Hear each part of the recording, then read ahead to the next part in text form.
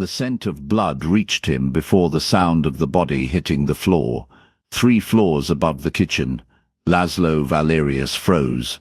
For 200 years he had mastered the art of restraint, of discipline, of pretending to be human. But he knew that heartbeat fading in the silence below. Saskia, the new chef.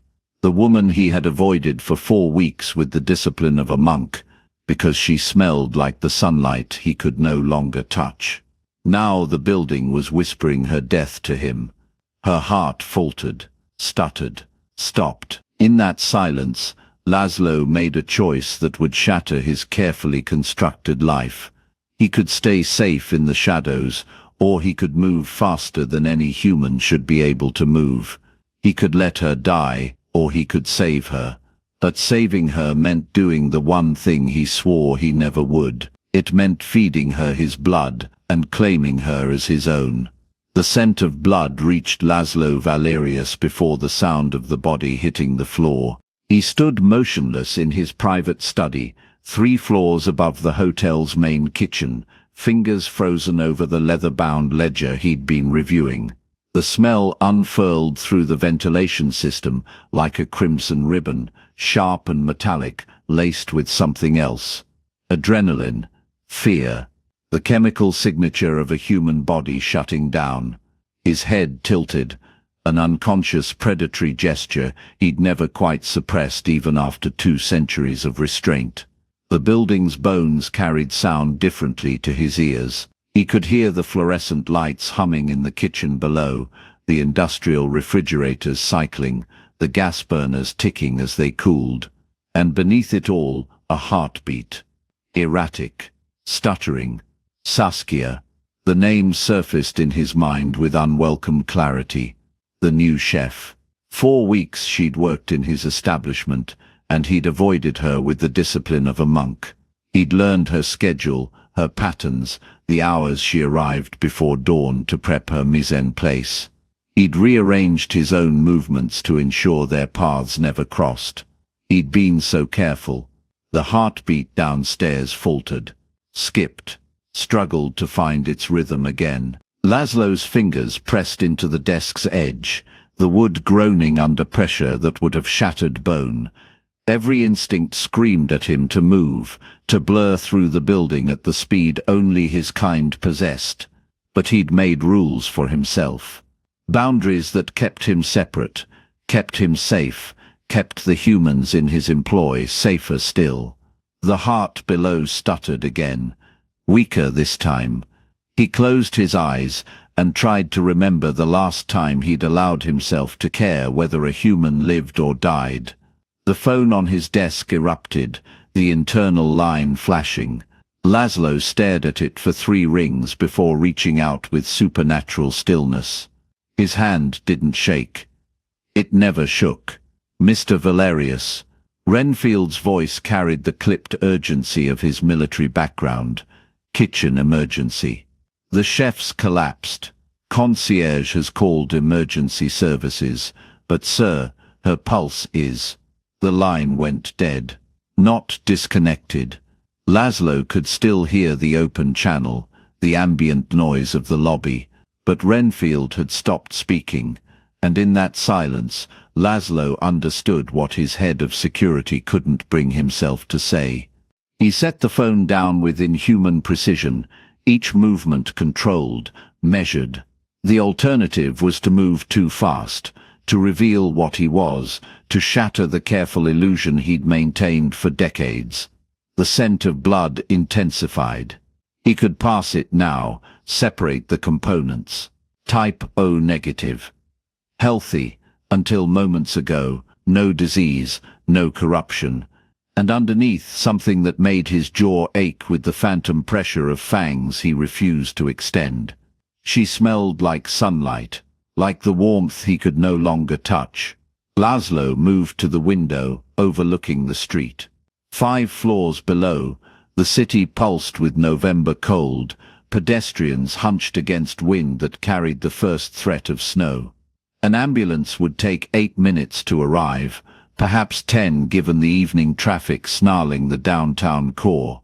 He could hear her heart from here. fading. The rhythm stretching out like a song played too slow, notes drifting further apart. His reflection stared back from the darkened glass, pale skin that hadn't seen sun since 1823. Eyes that shifted between grey and something older when he forgot to control them. Dark hair that never grew, never changed, frozen in the moment of his turning. A monster wearing a gentleman's face. The heart below stopped. Just for a moment, 1 second, 2, then it lurched back into motion, a desperate flutter that wouldn't last. Laszlo's hand was on the door before conscious thought caught up with instinct. He wrenched it open, the hinges screaming, and the careful control he'd maintained for so long cracked down the center like ice over deep water. She was dying in his building, under his roof, in the kingdom he'd carved from stone and shadow and centuries of careful planning. The rules he'd made for himself suddenly seemed like luxuries he couldn't afford. The hallway blurred. Laszlo didn't remember deciding to move, only the sensation of air resistance becoming meaningless, of distance collapsing. The private elevator would take 40 seconds. The stairs were faster. He took them 3 at a time, then 5, then simply dropped from landing to landing, his body moving with the fluid grace of something that had forgotten how to be human. The impact of each landing would have shattered a mortal's legs. He felt nothing but the urgency singing through his veins. Her heartbeat pulled at him like a lodestone. Weak, so weak. The kitchen doors stood open. He forced himself to slow to approach at merely human speed for the last few steps. The concierge knelt beside Saskia's body, phone pressed to his ear, speaking to the emergency dispatcher with admirable calm given the circumstances. No pulse that I can find. I'm starting compressions now. Laszlo's eyes found her. She lay on her back on the industrial tile, one arm flung out, fingers still curled as if reaching for something. Her chef's whites were pristine, except for a dark stain spreading from beneath her head. The scent of blood roared through him, primal and overwhelming. But it was her face that stopped him. Even unconscious, even dying, she was luminous. Dark hair escaping from her bun, olive skin going pale, lips parted on a breath that wouldn't come. He'd glimpsed her before, always from a distance, always careful to look away. Up close she was devastating. The concierge looked up, startled. "Mr. Valerius, I didn't hear you. The ambulance is coming, but she's not." "Leave." Laszlo's voice came out rougher than intended, scraped raw by needs he couldn't name. "Sir, I need to continue CPR until... Leave, now." The compulsion threaded through his words before he could stop it, ancient power that turned suggestion into command. The concierge's eyes glazed. He set down the phone carefully, rose and walked out without another word. Laszlo dropped to his knees beside Saskia's body. Her heart had stopped completely now. He could smell death approaching, that particular coldness that crept through flesh when the spirit prepared to depart. 30 seconds, perhaps 40, before brain damage became irreversible. Before she crossed a threshold even he couldn't pull her back from. He had one option, one choice that violated every rule he'd sworn to uphold. His wrist came up to his mouth, fangs extended with a sensation like knives sliding from sheaths. The pain was exquisite, familiar, welcome after so long denying this part of himself. The bite was quick, clinical, his blood welled up dark and ancient, carrying the weight of centuries. Laszlo caught Saskia's jaw, tilted her head back, and pressed his bleeding wrist to her lips. "Drink," he whispered, though she couldn't hear him. "Come back." His blood slipped past her lips, over her tongue, down her throat. For a moment, nothing happened. The kitchen hummed around them, indifferent machinery that cared nothing for life or death. Then her body convulsed. The effect was immediate and violent. Her back arched off the floor. every muscle seizing. Laszlo held her steady, his free hand cradling her head, keeping her from injuring herself further. His blood worked through her system like wildfire, seeking out the damage, repairing, restoring. Her heart kicked once, twice, found its rhythm again, stronger than before. Color flooded back into her face. The deathly pallor receded, replaced by something that glowed from within. Her lips, stained with his blood, parted on a gasp that sounded like a drowning woman breaking the surface. Laszlo pulled his wrist away, watching the wound seal itself with the speed of his kind. He wiped the remaining blood from his mouth with the back of his hand, aware that his eyes would be fully crimson now, the pretense of humanity burned away. Saskia's eyes snapped open. They were brown. He'd known that from her employment file, but now they carried flecks of gold that hadn't been there before, metallic and bright, catching the fluorescent light like coins at the bottom of a well. She stared up at him, consciousness returning in waves. Her lips moved, forming words that wouldn't come. In the distance, sirens wailed, growing closer. Laszlo remained frozen above her, his hand still cradling her head, watching those strange new eyes focus on his face with an intensity that felt like recognition. Like she'd been waiting her whole life to see him.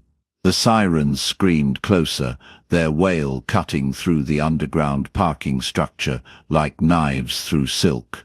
Laszlo watched the gold flecks in Saskia's eyes pulse with each beat of her newly strengthened heart.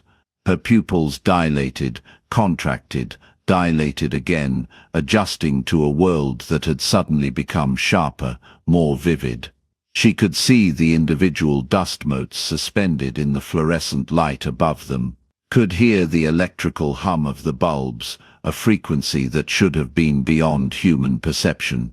Her hand shot up, fingers wrapping around his wrist with surprising strength, not pulling him away, but anchoring herself to something solid in a reality that had just tilted sideways. "What did you do?" The words came out rough, her throat still raw from screaming, but her voice carried an undertone now, something that resonated in frequencies that made the air between them vibrate. Laszlo released her head carefully, sitting back on his heels. His crimson eyes hadn't faded. Couldn't fade, not with the taste of her still on his tongue, the scent of her blood singing through his system like a drug he'd never encountered before. "I saved your life." The ambulance pulled into the garage, its headlights sweeping across the concrete pillars. Red and white strobes painted the scene in alternating flashes of emergency and surrender. "We need to move." Laszlo stood in one fluid motion, extending his hand to her. Saskia stared at his offered palm. She could see things she shouldn't be able to see. The faint network of veins beneath his skin, carrying blood that moved too slowly, too deliberately. The way his chest didn't rise and fall with breath. The absolute stillness of him, like a statue that had learned to walk. She took his hand anyway. The contact sent electricity up her arm, raising every hair on her body. Laszlo pulled her to her feet with effortless strength, steadying her when her legs threatened to buckle. The world swam, then snapped into focus with painful clarity. She could smell everything. The oil stains on the concrete, the rubber from the tires, the metallic tang of her own blood, still wet on the ground, and beneath it all, something ancient and dark that rolled off Laszlo in waves. "Gent, we need you to stay still." The paramedics were out of the ambulance, rushing toward them with a gurney and medical bags. Laszlo's hand tightened on hers. "Do you trust me?" It was an absurd question. She'd known him for 3 weeks, had served him dinner, watched him move through the restaurant with the grace of something that had forgotten how to be human, had felt his eyes on her even when she wasn't looking. "No," she whispered. His mouth curved, just slightly. "Smart woman. Then he moved, and the world blurred. Saskia felt herself lifted, cradled against his chest as Laszlo covered the distance to his car in strides that shouldn't have been possible. The parking garage became a smear of concrete and shadow. The paramedics' shouts faded behind them. He had her in the passenger seat of the Bentley before her mind could process that they'd moved at all. The door closed with a whisper of expensive engineering. Laszlo was behind the wheel, a heartbeat later, the engine purring to life with a sound like distant thunder. Wait. Saskia's hand found the door handle. I can't just leave. They'll think you were in shock, and wandered off. Renfield is already handling it. Laszlo pulled out of the parking space, navigating toward the exit with practiced ease. Your daughter is safe. That's what matters. Pippa. The name cut through the fog in Saskia's head like a blade. Where is she? At my penthouse, under guard. The Bentley emerged into the night, merging with traffic that seemed to part around them. She's frightened, but unharmed. I had my head of security retrieve her from school the moment I received word of the incident. Saskia turned to stare at him. Really look at him for the first time since waking. His profile was carved from marble, all sharp angles and aristocratic lines. The streetlights sliding past painted him in alternating darkness and gold, but his eyes remained that impossible crimson. They reflected light, like an animal's, catching and holding it. What are you?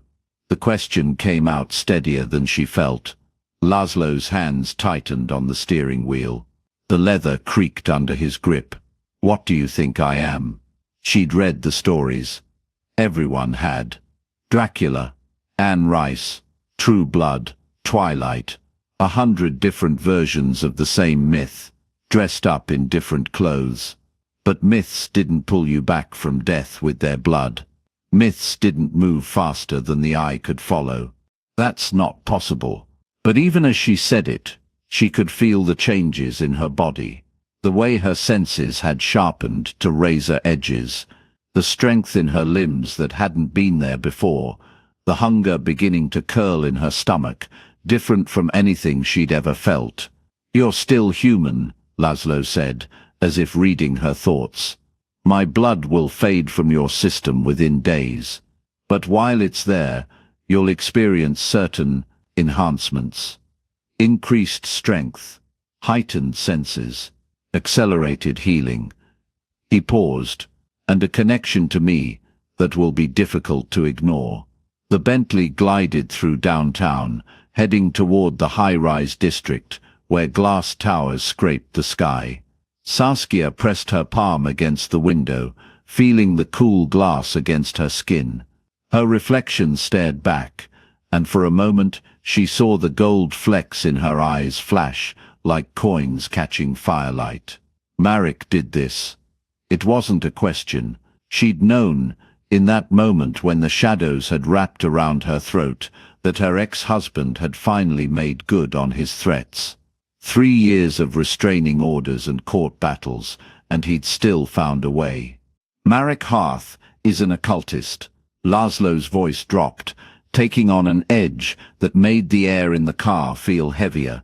Not a particularly powerful one, but dangerous nonetheless. He's been attempting to summon entities beyond his control, bargaining with forces that would consume him if they could. Why? Saskia's voice cracked. Why would he, your daughter? Laszlo pulled into an underground garage beneath one of the tallest buildings in the city. Security gates opened automatically. Recognizing the car, Pippa carries something in her bloodline, something old and potent. Marek believes he can use her to complete a ritual that would grant him genuine power. The garage was pristine, each parking space marked with precision. Laszlo pulled into a spot near a private elevator, the kind that required a key to access. He killed the engine, and the sudden silence felt oppressive. How do you know all this? Saskia turned to face him fully, her back against the passenger door. How long have you been watching us? Laszlo's expression didn't change, but something flickered behind his eyes. Guilt, maybe. Or calculation. 6 months. Since Marek first attempted to breach my territory with his rituals, I've been tracking his movements, his contacts, his obsessions. He met her gaze. You and Pippa appeared in every thread I pulled. 6 months. Saskia's mind raced backward, trying to remember when she'd first felt watched. When the sensation of eyes on her back had started. You hired me.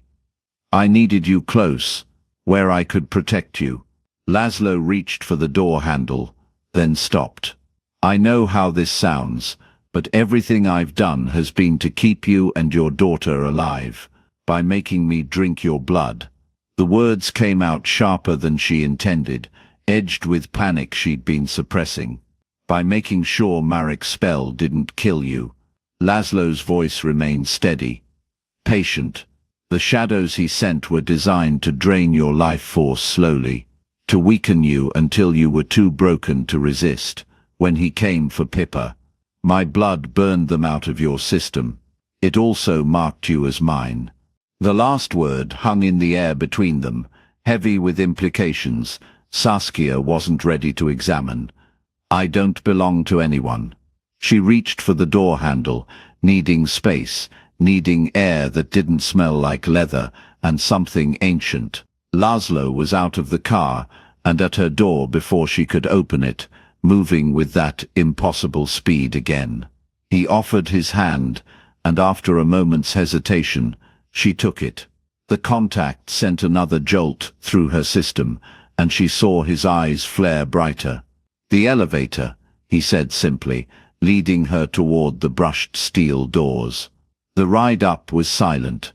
Saskia watched the floor numbers climb, her reflection multiplied in the mirrored walls. She looked the same. Brown hair pulled back in a messy bun, chef's white stained with sauce, and her own blood.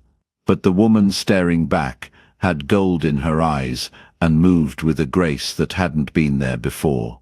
The elevator opened directly into a penthouse that took her breath away. Floor-to-ceiling windows wrapped around 3 walls, offering a view of the city that made her feel like she was floating. The space was decorated in dark woods and deep blues, expensive but not ostentatious. Art that looked original hung on the walls. A grand piano sat in one corner, its surface gleaming. "Mama!" Pippa burst from a doorway, her 7-year-old body colliding with Saskia's legs hard enough to make her stumble. Saskia dropped to her knees, wrapping her arms around her daughter, breathing in the familiar scent of her strawberry shampoo and the chocolate she'd probably convinced someone to give her. "Baby, are you okay?" Saskia pulled back, checking Pippa's face, her arms, looking for any sign of harm. "I'm fine. Mr. Renfield let me watch cartoons and gave me hot chocolate." Pippa's eyes were wide, excited rather than frightened. "Mama, this place is so cool. There's a whole room just for books, and the bathroom has a tub big enough to swim in." Saskia looked up to find a man standing in the doorway. Pippa had emerged from, tall, broad-shouldered, with silver hair and the bearing of military training. His eyes were sharp, assessing, but kind when they landed on Pippa. "Renfield," Laszlo said, by way of introduction. "My head of security." Renfield inclined his head. "Miss Gent, I'm glad to see you recovered. Thank you for watching her." Saskia stood, keeping Pippa close. "But we should go. We can't impose. You're not safe." Laszlo had moved to the windows, his silhouette dark against the city lights. Marek's spell failed, but he'll try again. Stronger this time, more direct. Pippa tugged on Saskia's sleeve. "Mama, why do your eyes look funny?" Saskia touched her face automatically, feeling the heat in her cheeks. "It's nothing, baby. Just the light." "You're lying." Pippa's voice carried the absolute certainty of childhood. You always touch your ear when you lie.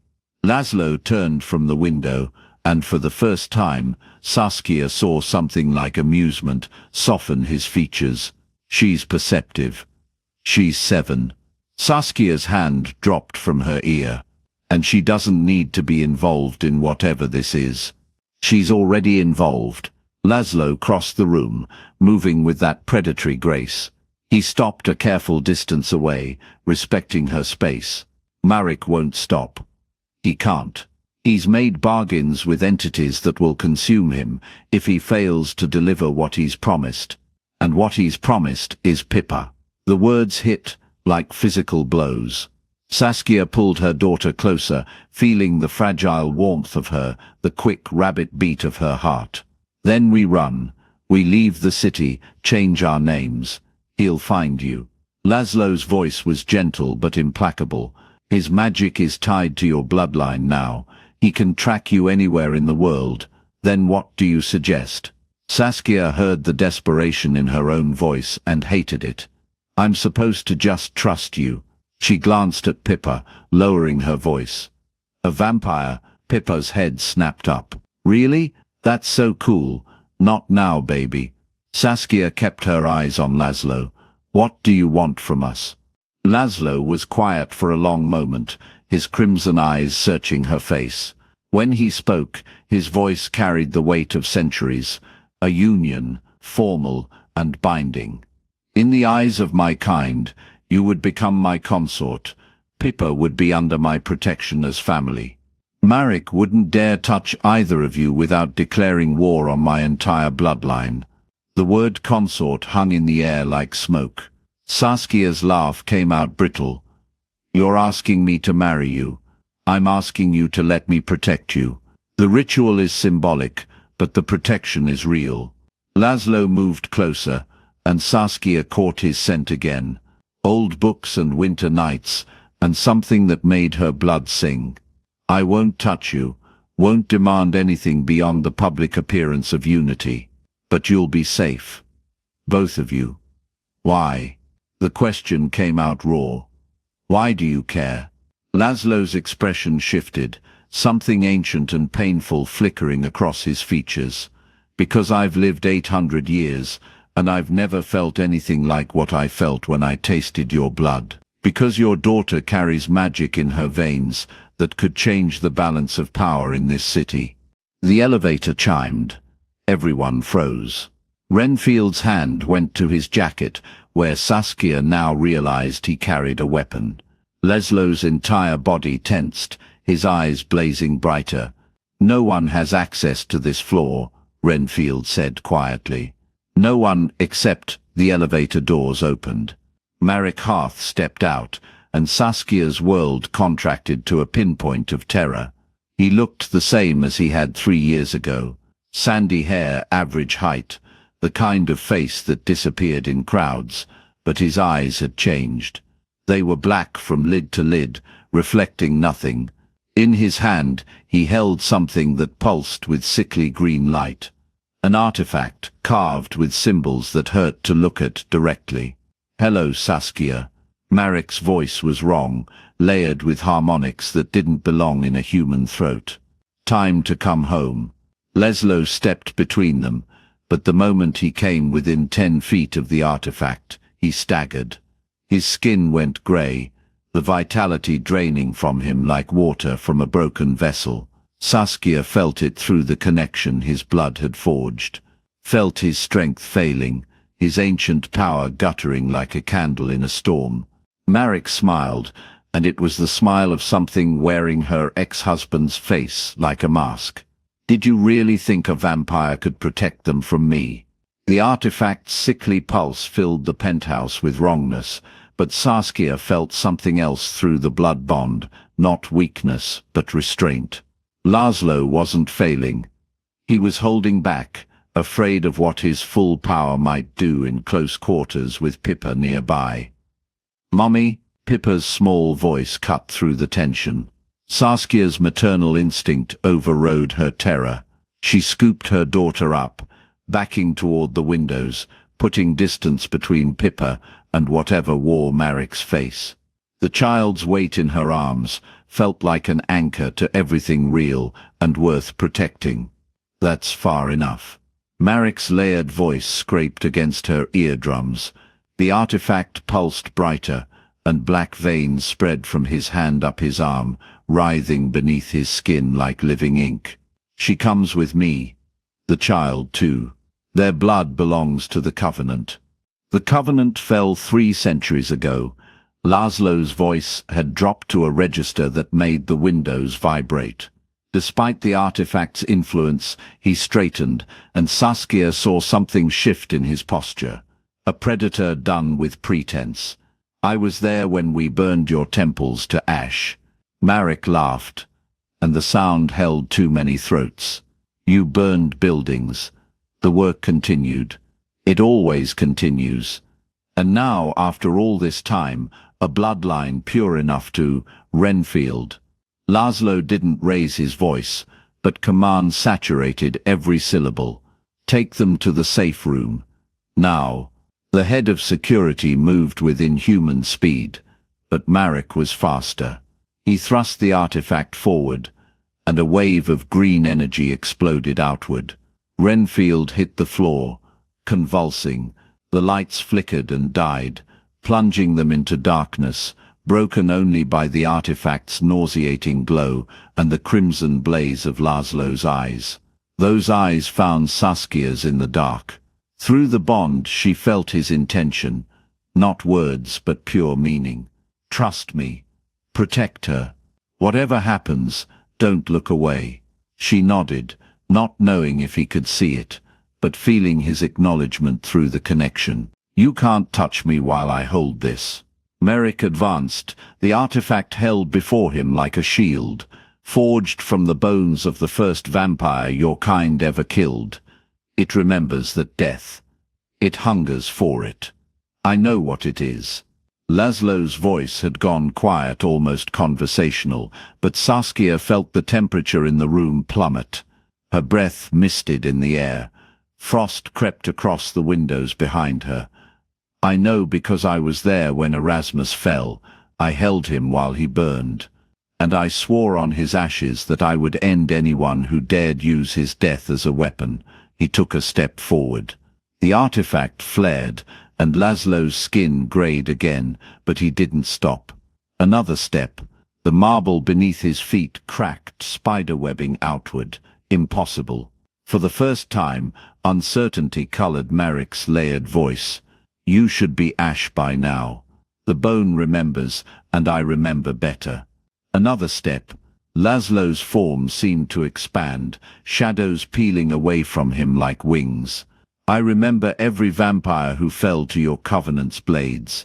I remember their names, their faces, the way they screamed when your priests burned them alive. The air pressure dropped so suddenly that Saskia's ears popped.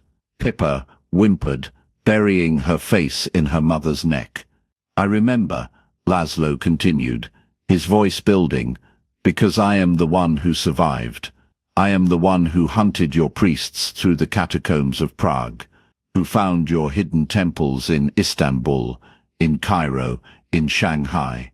I am the reason your Covenant fell, Marek Hearth. I am the reason you hide in stolen bodies and whisper in the dark. He was close enough now that the artifact's light cast his shadow across Marek's face. That shadow moved wrong, reaching with fingers that weren't quite fingers. And you dare. Laszlo's eyes blazed so bright that Saskia had to squint against their glare. You dare to threaten what is mine. The last word wasn't spoken. It was roared, and the sound contained centuries of fury held in check, of predator finally unleashed. Every window in the penthouse shattered outward in a glittering cascade. The artifact's green light guttered like a candle in a hurricane. Marek stumbled backward, and for just a moment, Saskia saw past the thing wearing his face, saw the true horror underneath, something ancient and hungry that had been using her ex-husband like a puppet, using his obsession with the occult to find a doorway into the world. No, the entity's voice cracked. multiple tones splitting apart. The artifact, it should, you can't. Your artifact was forged to kill vampires who feared death. Laszlo's hand shot out, faster than thought, and closed around Marek's throat. He lifted the possessed man off the ground with one hand, effortless as lifting a child's toy. I stopped fearing death 800 years ago. Now I am what death fears. The shadows in the room weren't shadows anymore. They were extensions of Laszlo's will, writhing and coiling around Marek's body, prying at the seams where the entity clung to its stolen flesh. The artifact fell from nerveless fingers, its light dying as it hit the floor. Saskia watched, unable to look away as Laszlo's true nature manifested.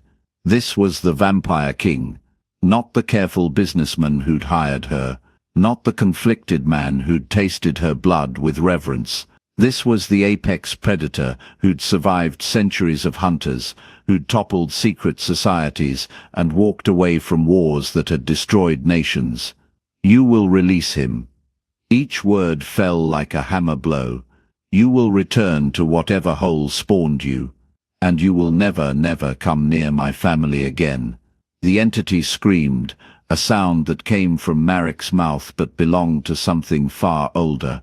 Black smoke poured from his eyes, his nose, his ears, writhing in Laszlo's grip like a living thing trying to escape.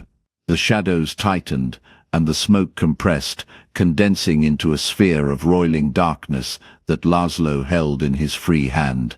Begone. He crushed it. The sphere imploded with a sound like reality tearing, and then there was nothing but silence and the smell of ozone. Marek's body went limp. Laszlo lowered him carefully to the floor, and Saskia saw with shock that her ex-husband was breathing, unconscious but alive. The shadows receded, the temperature normalized. Laszlo turned to face her, and his eyes had dimmed to their normal crimson glow. He looked exhausted, ancient in a way she'd never seen before. Saskia. Her name on his lips sounded like a prayer. Are you his Pippa? We're okay. Her voice shook, but she meant it. Pippa had hidden her face through the worst of it, and Saskia had been the shield. Is Marek. The entity is gone, destroyed. Your ex-husband will wake with no memory of being possessed, though he'll need help dealing with what led him to dabble in forces he didn't understand. Laszlo moved toward them slowly, carefully, like approaching a frightened animal. I'm sorry you had to see that. See me like that. Saskia looked at him, really looked. At the man who'd just shattered windows with his voice and torn an ancient evil from her ex-husband's body with his bare hands. The man who'd hired her to cook for him because he was lonely. Who'd tasted her blood and called it transcendent. Who'd stood between her daughter and danger without hesitation. Don't apologize. She shifted Pippa's weight, reaching out with her free hand. You saved us. His fingers intertwined with hers, cool and solid, and through the bond she felt his relief, his fear that she would reject him now that she'd seen the monster beneath the man. You're not a monster, she whispered, and his eyes widened. I can feel what you feel, remember. I know what you were afraid of, but Laszlo, you're the furthest thing from a monster I've ever known. Behind them, Renfield groaned and sat up, immediately checking his weapon. The elevator chimed again, and this time it was the private doctor, summoned by some silent alarm, arriving with a team to handle Marek and assess the damage. But Saskia only had eyes for Laszlo, and the way he looked at her like she'd just given him something more precious than blood, more vital than immortality itself. Hope. 3 hours later, the penthouse had been cleaned, the windows temporarily boarded, and Marek had been taken to a secure facility where he'd receive the psychiatric help he desperately needed. Pippa slept in her new bedroom, exhausted by the night's events but unharmed, watched over by 2 of Renfield's most trusted guards. Saskia stood at the boarded window, wrapped in one of Laszlo's shirts, watching the city lights filter through the cracks. She felt him approach before he touched her, the bond between them humming with awareness. "You should rest," he said softly. "So should you." She turned into his embrace, letting him wrap his arms around her. "But neither of us will we? Probably not." A hint of humor colored his voice. "It's been a very long night, Laszlo." She pulled back enough to meet his eyes. "What happens now?" He was quiet for a moment, and she felt him choosing his words carefully through the bond. "Now we figure out how to be a family. However unconventional that family might be." He hesitated. "If that's what you want." Saskia thought about her daughter sleeping safely down the hall, about the man who'd faced down ancient evil to protect them, about the blood bond that let her feel his emotions, his sincerity, his desperate hope that she wouldn't walk away. "I want that," she said. "I'm terrified, and this is insane, and I have no idea how we're going to make it work. But I want that." His smile was like sunrise breaking through storm clouds. He kissed her forehead, gentle and reverent, and she felt his joy through the bond like champagne bubbles in her blood. Outside, the city continued its endless rhythm, unaware that in a penthouse high above the streets, a new kind of family had been born, one forged in blood and shadow and the fierce determination to protect what mattered most. Saskia closed her eyes and listened to the sound of Laszlo's unnecessary breathing, a habit from his human life that he'd never quite broken. In the distance, she heard Pippa's soft snores through the open bedroom door, and for the first time in 3 years she felt safe.